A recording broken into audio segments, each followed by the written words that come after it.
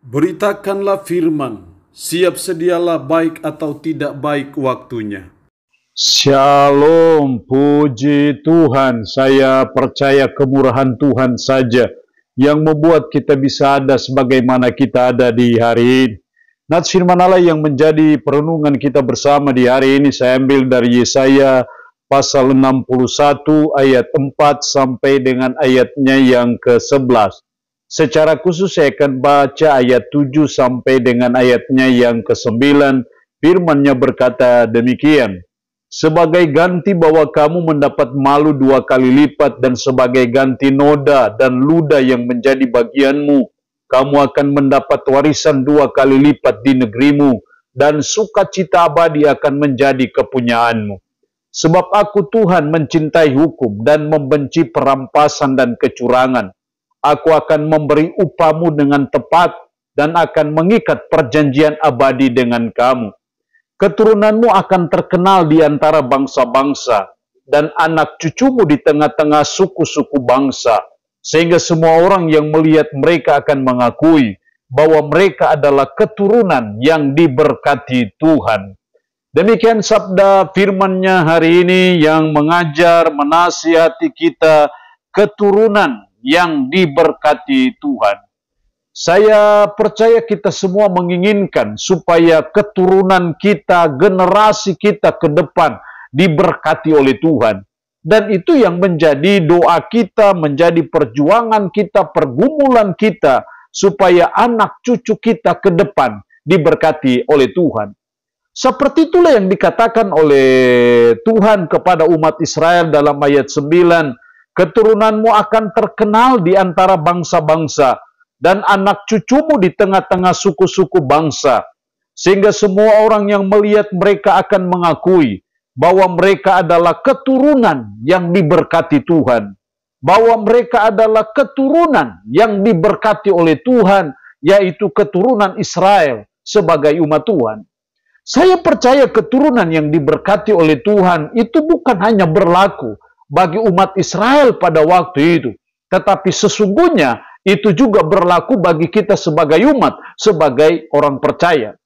Bagaimana supaya keturunan kita kelak diberkati oleh Tuhan? Bagaimana supaya anak cucu kita ke depan itu diberkati oleh Tuhan? Ada 3 hal penting yang saya amati dalam ayat ini. Yang pertama, dalam ayat 6, tetapi kamu akan disebut imam Tuhan. Disebut sebagai imam Tuhan dan akan dinamai pelayan Allah kita. Kamu akan menikmati kekayaan bangsa-bangsa dan akan memegahkan diri dengan segala harta benda mereka. Akan dinamai pelayan Allah kita. Di sini saya melihat hal yang pertama supaya keturunan kita diberkati Tuhan. Yang pertama kita harus menjadi pelayan Tuhan. Sehingga kita menjadi imam Tuhan, menjadi pelayan Allah kita. Karena Tuhan mau hidup kita sebagai umat, supaya kita melihat keturunan kita yang diberkati oleh Tuhan, maka kita harus menjadi pelayan Tuhan, menjadi hamba Tuhan. Menjadi pelayan Tuhan tidak berarti bahwa kita harus jadi pendeta. Bisa jadi kita pendeta, tapi bukan pelayan Tuhan. Pelayan Tuhan artinya bahwa kita mengabdikan hidup kita kepada Tuhan. Jadi kita harus menjadikan pekerjaan itu sebagai pengabdian kita kepada Tuhan. Sehingga segala hal yang kita buat, kita kerjakan, kita usahakan, kita semua pertaruhkan, kita fokuskan semuanya untuk Tuhan saja. Jadi ketika kita menjadi pelayan Tuhan, maka saya percaya keturunan kita juga akan diberkati Tuhan. Jadi mari kita, apapun kesibukan kita, dalam tugas dan tanggung jawab kita apapun, jangan lupa untuk kita terus melayani Tuhan. Untuk kita menjadi hamba Tuhan. Apapun kesibukan kita. Karena saya percaya kalau kita sibuk dengan Tuhan, Tuhan juga akan sibuk dengan kita. Kalau kita masa bodoh dengan Tuhan, Tuhan juga akan masa bodoh dengan kita. Kalau kita malas tahu dengan Tuhan, Tuhan juga akan malas tahu dengan kita.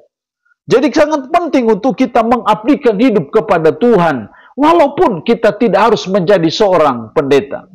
Yang kedua, supaya keturunan kita diberkati Tuhan, ayat 8. Sebab aku Tuhan mencintai hukum dan membenci perampasan dan kecurangan. Aku akan memberi upah dengan tepat dan akan mengikat perjanjian abadi dengan kamu. Ingat, Tuhan yang memberkati keturunan kita adalah Tuhan yang mencintai hukum. Makanya ditegaskan lagi dalam ayatnya yang ke-10, aku bersukaria di dalam Tuhan, jiwaku bersorak-sorai di dalam Allahku, sebab Ia mengenakan pakaian keselamatan kepadaku dan menyelubungi aku dengan jubah kebenaran. Menyelubungi aku dengan jubah kebenaran. Juga dalam ayat 11 bagian terakhir, demikianlah Tuhan Allah akan menumbuhkan kebenaran dan puji-pujian di depan semua bangsa-bangsa.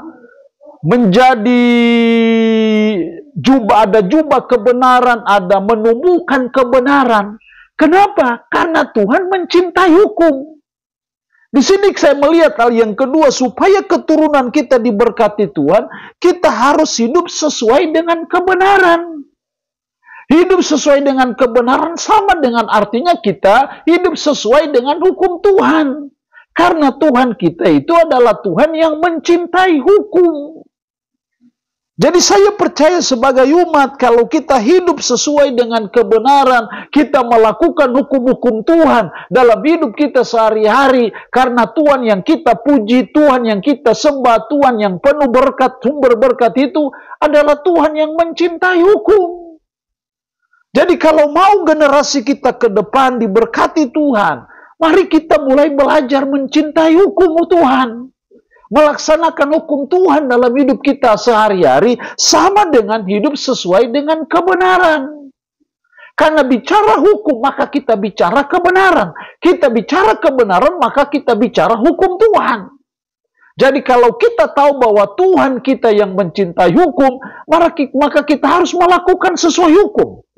Dan itu artinya sama dengan kita hidup sesuai dengan kebenaran. Maka kita akan melihat keturunan kita diberkati Tuhan. Yang ketiga, dalam ayat 10, aku bersukaria di dalam Tuhan. Jiwaku bersorak-sorai di dalam Allahku. Sebab Ia mengenakan pakaian keselamatan kepadaku. Aku bersukaria di dalam Tuhan. Artinya bahwa itu salah satu sifat ilahi itu Tuhan itu senang dipuji. Karena itu supaya keturunan kita diberkati Tuhan ke depan, maka yang ketiga adalah mari kita senantiasa bersukaria di dalam Tuhan. Mari kita senang untuk memuji-muji Tuhan, senang untuk menyembah Tuhan, senang untuk senantiasa memuliakan Tuhan dalam perjalanan kehidupan kita, karena Tuhan senang dipuji. Dan kalau Dia senang dipuji dan kita terus memuji-muji Dia, kita terus bersukaria di dalam Tuhan, maka saya percaya itulah yang menarik hati Allah, sehingga keturunan kita ke depan, anak cucu kita ke depan diberkati oleh Tuhan. Jadi bersukaria di dalam Tuhan, memuji-muji Tuhan, itu sesuatu yang sangat penting dalam perjalanan hidup kita, supaya keturunan kita ke depan diberkati oleh Tuhan. Allah yang punya firman ini memberkati kita dengan firman-Nya di hari ini. Amin. Mari kita berdoa. Puji syukur untuk kebenaran firman-Mu hari ini, yang mengajar dan menasihati kami keturunan yang diberkati Tuhan. Tuhan, kami rindu supaya keturunan kami ke depan, anak cucu kami ke depan diberkati Tuhan. Karena itu tolonglah kami supaya kami menjadi pelayan Tuhan. Tolonglah kami supaya kami hidup sesuai dengan kebenaran. Dan tolonglah kami supaya kami senantiasa bersukaria di dalam Tuhan. Roh-Mu yang kudus tanamkan dan meteraikan firman dalam hati dan pikiran kami. Dan sanggupkan kami untuk bisa memberlakukan firman ini dalam hidup kami sehari-hari. Hamba mohon berkat bagi umat-Mu yang mendengarkan renungan harian di hari ini. Yang sakit hamba berdoa dalam nama Yesus. Tuhan lawat, Tuhan jamah, Tuhan sembuhkan dari sakit penyakit yang diderita. Terpuji-pujilah nama-Mu Tuhan. Dalam nama Tuhan Yesus Kristus kami berdoa. Amin. Shalom. Tuhan Yesus memberkati kita dengan